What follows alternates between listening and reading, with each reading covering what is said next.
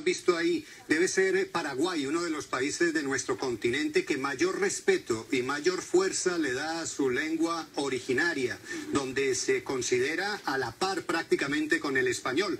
Es uno de los lugares, como decimos, de nuestro continente donde ese sentido de pertenencia a sus raíces es más claro a través del lenguaje.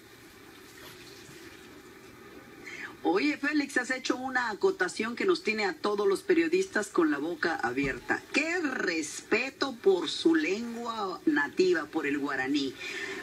No teníamos conocimiento. Yo no pienso que haya un país en América que tenga ese respeto establecido oficialmente. Aquí yo tengo, cuando vemos los periódicos, vienen entre guaraní y castellano. Hemos tenido que recurrir a un experto que tenemos en esa lengua aquí en el equipo de Noticias Univisión, que está con nosotros en esta parte del Paraguay y que nos ha traducido, Félix, hasta el Padre Nuestro en Paraguay, todo titulares en Paraguay. ¿Qué quiere decir esto? ¿Qué quiere decir lo otro? Porque el guaraní está presente desde el momento mismo en el que el Papa llegó y le cantaron el himno nacional del Paraguay en guaraní. Es increíble, es increíble. Es una gente, déjame decirte, con un respeto inmenso. Y es momento que le demos crédito a algo que no ha existido en ningún otro país. Y aquí pues estoy incluyendo México y estoy incluyendo todas las giras papales.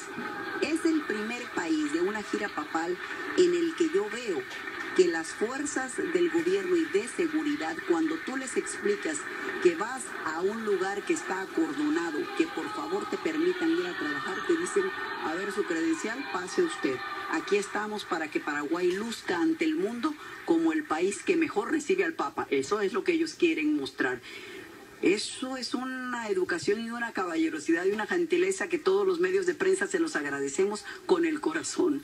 Hemos podido hacer nuestro trabajo hasta el día de hoy mejor que en ningún otro país, gracias a esa gentileza de los paraguayos. En este momento estamos viendo imágenes en vivo del Papa que va a rendirle también homenaje a lo que parece ser la estatuilla de la Virgen de Caucupé.